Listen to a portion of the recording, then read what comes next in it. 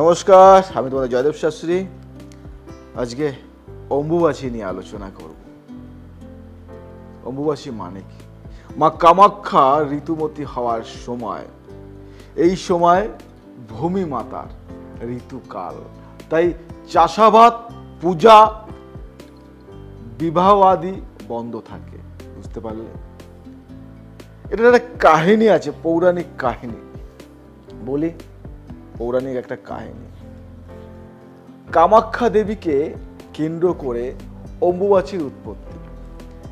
সতীর শরীর খণ্ডিত হয়ে যেখানে যোনি পড়েছিল, সেখানেই কামাখ্যা সৃষ্টি।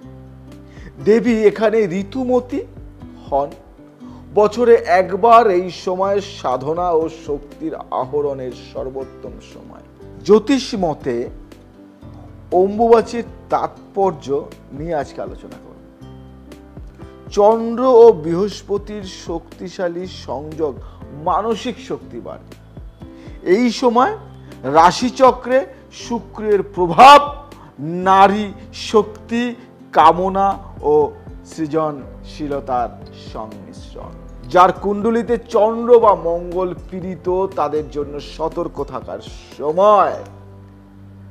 রাশিভিত্তিক বিশেষ প্রভাব, যেমন মেষ, বৃশ্চিক, কন্যা রাশির উপরে তান্ত্রিক ফলাফল বেশি হয়। বুঝতে পারলে? আজকে যে বিষয় নিয়ে আলোচনাটা আমি করছি, সেটা কিন্তু অম্বুবাচীর একটা বিশেষ দিক নিয়ে। তান্ত্রিক দৃষ্টিভঙ্গি, এই সময় সিদ্ধি লাভ হয় সহজে। কামাখ্যা তন্ত্র মতে 3 দিন সাধনা, 1 দিন উৎসাহ। নিষিদ্ধ বা গোপন তান্ত্রিক অনুশীলন, মন্ত্র জপ, মূল বিধির সাধনা। কিছু গুরুগম্ভীর তন্ত্র অনুশীলন, যেমন বলি বামাচার পদ্ধতির অনুসরণ নিয়ে আজকে আলোচনা করব। কাম উত্তরণ বা কাম দমনের সাধনা, মন্ত্র প্রতিষ্ঠা ও প্রাণ প্রতিষ্ঠা। এই জিনিসটা কিন্তু জানতে হবে বা জানার দরকার। বিশেষ গোপন কিছু টোটকা আজ আমি দেব। প্রেম ও বিবাহের বাধা কাটাতে অম্বুবাচীর দিন লাল চন্দনের তিলক কপালে দিয়ে কামাখ্যা মন্ত্র জপ করুন। ওং ক্রিং কামাখ্যাই নমঃ, দিনে 108 বার। আর্থিক উন্নতির জন্য একটি সিন্দুর মাখা লাল কাপড়ে একটি তামার পয়সা, লাল চাউল ও মিষ্টি রেখে মা কামাখ্যার উদ্দেশ্যে উৎসর্গ করে বলুন, দারিদ্র বিনাশায় কামাখ্যায় নমঃ। কি রেজাল্ট আমাকে জানাবেন।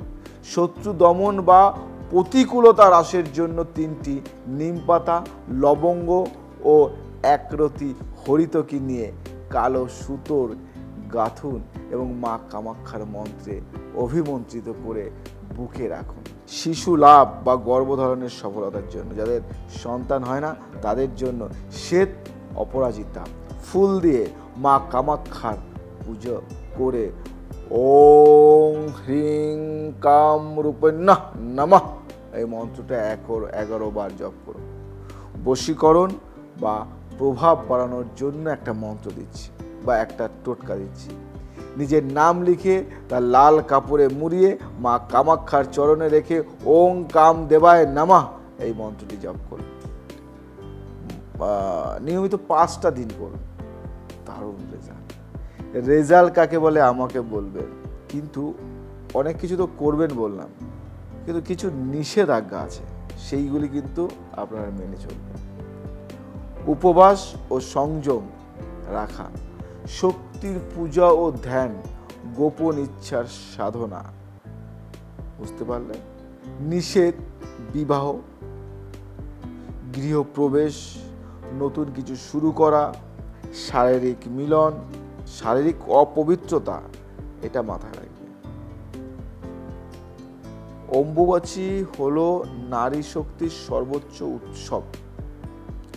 শুধু তন্ত্র নয়, আত্মজাগরণের একটি দরজা। মা কামাখ্যার কৃপায় জীবনের প্রতিটি ক্ষেত্রেই সাফল্য লাভ সম্ভব।